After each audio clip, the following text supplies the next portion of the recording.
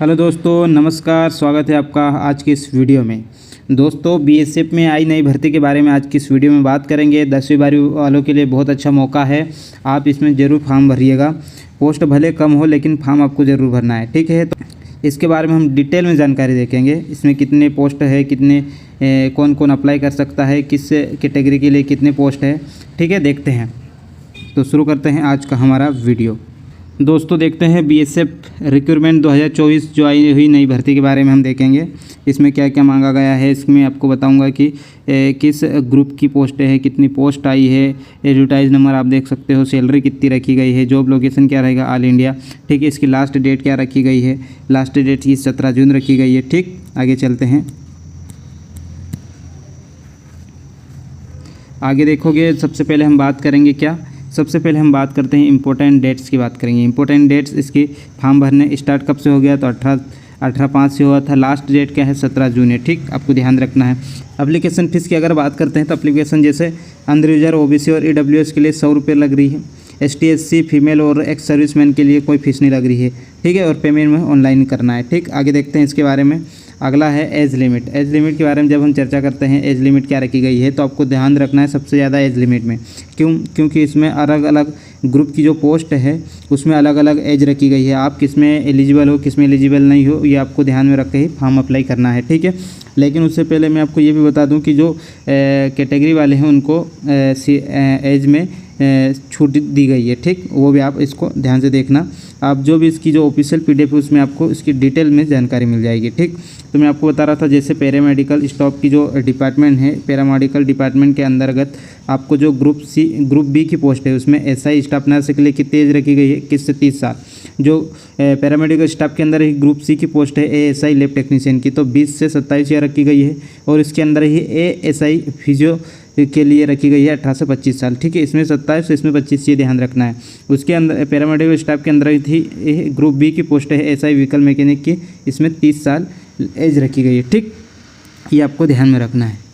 जैसे बात करते हैं SMT वर्क्स ऑफ पोस्ट की ग्रुप C के अंतर्गत, इसमें क्या सब कांस्टेबल के जितने भी कांस्टेबल आएंगे इसके अंतर्गत ही आएंगे। इसकी एज सबकी कॉमन रखी गई है 18 से 25 साल, आप इसमें एलिजिबल हो, ठीक। मैं जो इसके लिए क्या एलिजिबिलिटी मांगी गई है उसके बारे में आपको अलग से बताऊँगा, ठीक है। कांस्टेबल जैसे OT RP SKT fitter carpenter, ये जितने भी कांस्टेबल है ये सब की एज लिमिट क्या 18 से 25 साल, ठीक है। वेटनरी स्टाफ की बात करूंगा, ये ग्रुप C के अंतर्गत रखी गई है। इसमें है कांस्टेबल और कांस्टेबल, ठीक, दोनों ये वेटनरी स्टाफ के अंदर, इनकी भी 18 से 25 साल रखी गई है। इसके अलावा मैं बात करता हूँ लाइब्रेरियन इंस्पेक्टर की ग्रुप C के अंतर्गत रखी गई है, इसकी लिए एज रखी गई है 30 साल, ठीक है। यहाँ तक समझ में आ गया होगा आपको। वीडियो अच्छा लगे तो इसको लाइक शेयर सब्सक्राइब जरूर करना। इसके बारे में मैं आपको और डिटेल में जानकारी दूंगा, ठीक है। अब इसके बारे में अपन क्या बात करते हैं कि जो ग्रुप वाइज जो पोस्ट आई है इसमें नंबर ऑफ पोस्ट कितनी है, ठीक है। नंबर ऑफ पोस्ट मैं आपको बता देता हूं। जैसे अब पैरामेडिकल स्टाफ के अंतर्गत अपन ग्रुप B में SI की देख रहे थे। ग्रुप B में SI की जब देख रहे हैं तो इसके कितनी पोस्ट है, SI स्टाफ नर्स की 14 पोस्ट है। ASI और ASI ये इसके अंतर्गत पैरामेडिकल स्टाफ के अंतर्गत है। लैब टेक्नीशियन और ASI की इसमें 38 है और फिजियो की है 47 पोस्ट है, ठीक है। 47 पोस्ट है। समझ में आ गया आपको, समझ में आ गया आपको। ग्रुप B की जो SI व्हीकल मैकेनिक की इसमें 3 पोस्ट आपको देखने को मिल रही होगी, ठीक है। यहाँ तक क्लियर है आपको। आगे चलते हैं तो आगे मैं आपको बताता हूँ जो SMT वर्कशॉप है। SMT वर्कशॉप जो पोस्ट है इसमें ग्रुप C के अंतर्गत सभी पोस्टों को रखा गया। कांस्टेबल की पोस्ट है, इनको ध्यान से रखना, जिसमें से आप ध्यान रखोगे ये 22 पोस्ट किस में रखी गई है, कांस्टेबल व्हीकल मैकेनिक की, ठीक है। ये आपको ध्यान में रखना है, ये आपको ध्यान में रखना है। इसके बाद जैसे OT RP की 1 है, SKT की 1 है, फिटर की बाकी 1-1 2-2 है, ये आप देख लेना, ठीक है। बाकी वेटनरी स्टाफ में कितनी है, 1 है। ये कांस्टेबल की 2 है और लाइब्रेरी इंस्पेक्टर की कितनी 2 पोस्ट है, ठीक है। यहाँ तक क्लियर है आपको।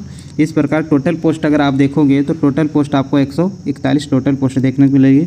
कम पोस्ट देखने को मिल रही है। वैसे BSF में हर बार इससे ज़्यादा ही पोस्ट निकलती है, ठीक है, ठीक है। लेकिन कोई बात नहीं, अपने को फॉर्म फिलअप करना है। आगे चलते हैं और आगे चलने के बाद में इसका अपन क्या देखेंगे, क्वालिफिकेशन किसका क्या रखा गया है। क्वालिफिकेशन देखते हैं पहले। इंस्पेक्टर, लाइब्रेरियन इंस्पेक्टर के बारे में अगर बात करते हैं अपन तो इसका क्वालिफिकेशन क्या रखा गया है। इसके लिए बैचलर डिग्री चाहिए लाइब्रेरी साइंस में, या इसके अलावा आपके पास 2 साल का लाइब्रेरी और इंफॉर्मेशन साइंस में 2 साल का आपके पास प्रोफेशनल एक्सपीरियंस होना चाहिए। ठीक, यहाँ तक तो क्लियर हो गया आपको।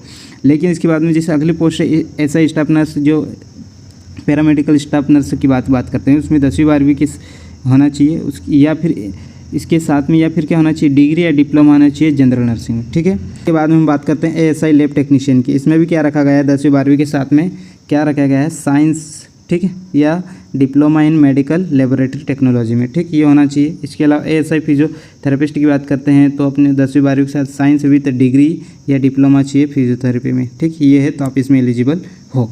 ठीक है, समझ में आया आपको। आगे क्वालिफिकेशन की बात करते हैं SI व्हीकल मैकेनिक की। इसके लिए क्या चाहिए आपको, 3 ईयर का डिग्री या डिप्लोमा चाहिए ऑटोमोबाइल इंजीनियरिंग में या मैकेनिकल इंजीनियरिंग। ठीक, यहाँ तक क्लियर है आपको।